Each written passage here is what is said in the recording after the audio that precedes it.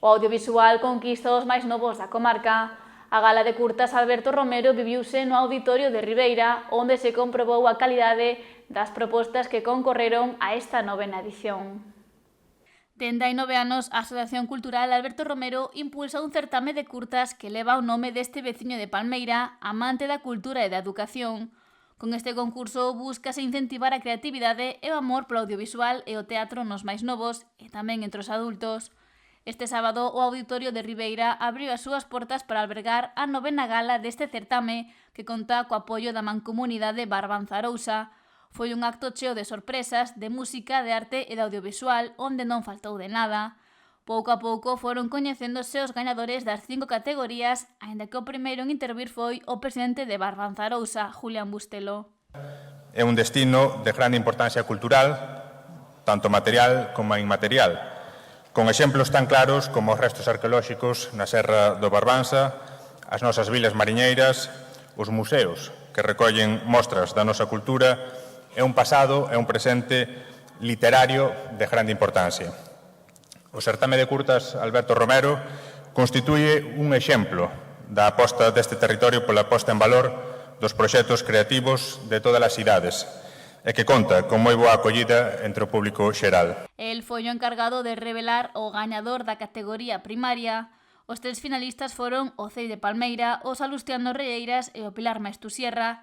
En esta ocasión, o galardón recaeu no grupo do Pilar Maestú polo seu traballo titulado O Caixón. É un momento moi divertido, aínda que ás veces temos que poñernos serios para que as cousas saian ben. Durante os ensaios, Loida fainos xogos entretidísimos, para que aprendamos a expresarnos mellor cando temos que actuar.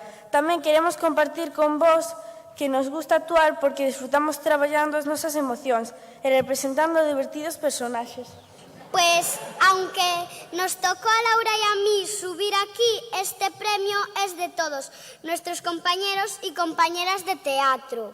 O segundo premio en desvelarse foi o de secundaria. 2 propostas do alumnado do IES número 1 de Ribeira e outra das artes escénicas Mimarte chegaron á final.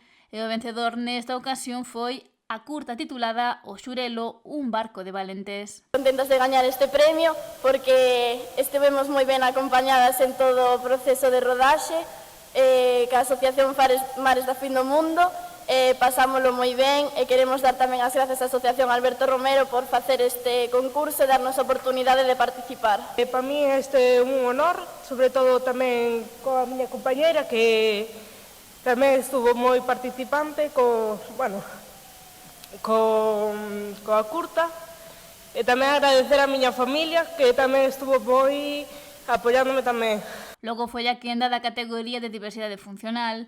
Optaban o premio a Asociación Ámbar, a Alondra Teatro e a Asociación Amigos. O xurado finalmente elixiu a proposta de Alondra Teatro co título O Soño de Darío. Estas son las palabras que quiere deciros Darío. Gracias. Gracias, muchas gracias. Queda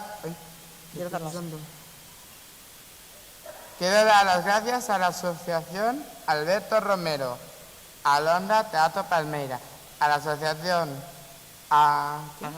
Agape de Ribeira, a todos mis amigos y amigas de Palmeira, pero sobre todo a Laura. Gracias, Laura, por hacer realidad este sueño, por darnos esta herramienta a todas las personas que, como yo, somos discapacitados intelectuales. Esta é a terceira edición na que se impulsa a categoría Barbanza-Arousa, que nesta ocasión tiña unha temática clara, o mar. E tamén a todas aquelas persoas que diariamente viven dos recursos que nela se atopan, así como aqueles outros que todos os anos visitan o noso territorio para disfrutar da nosa ría e das paraxes que ten en todo o seu contorno. En total, estamos falando no conxunto da certame de 40 curtas de gran calidade que concorren a estes premios co que colaboramos ano tras ano e que experimenta unha grande consolidación. E o traballo máis valorado polo xurado foi Mans de Sal, de Miriam Hermo, Sara Vázquez e Raquel Hermo. Intentamos presentar sempre unha curta, non contaba con ganar, non contaba con estar ahora mismo aquí, pero bueno, gracias aos que puderon vir con nos hoxe, aos que nos están vendo en directo en streaming por YouTube, e aos que nos animan a seguir participando. Gracias. A última categoría en desvelar o seu gañador foi a libre. As curtas nomeadas foron Dinosaurios, de Antía Rodeiro, Corre Adela, de Alba Pino, e As mulleres do Pilón, de Alejandro Pacheco e Amelia de Veneranda. E finalmente o galardón foi para a pontevedresa Alba Pino. Este premio vai obviamente para todo o equipo de Corre Adela, pero eu personalmente quería agradecerlle a Alba Pino, a directora, que para min é un honor interpretar a Adela e grazas a ela cumprouse un dos meus primeiros soños. E tamén agradecer a ACT Galicia, que é a miña escola de interpretación que grazas a ela estou conseguindo todo o que me propoño. Eu quería dar as grazas a todo o equipo de Corre Adela por escollerme como Marcos, como unha persoaxe máis na curta e como unha persoa máis. Este premio yo dedico á persoa que confiou en mí plenamente, que sabía que podía interpretar esta persoaxe. Alba, este premio é teu. De verdade, grazas por todo a todos. É habitual que un invitado especial acuda á gala e nesta ocasión foi Lidia Veiga.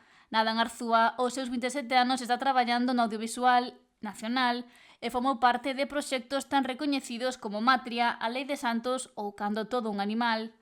E Veiga dedicou as súas verbas principalmente aos mozos que ateigaban ao auditorio de Ribeira. Estades aquí un pouco intentando adiviñar que cousas vos gustan e cales non. En definitiva, pois un pouco quen sodes, non? E dides vos, Lidia, porque nos acabas de meter tremenda chapa, non?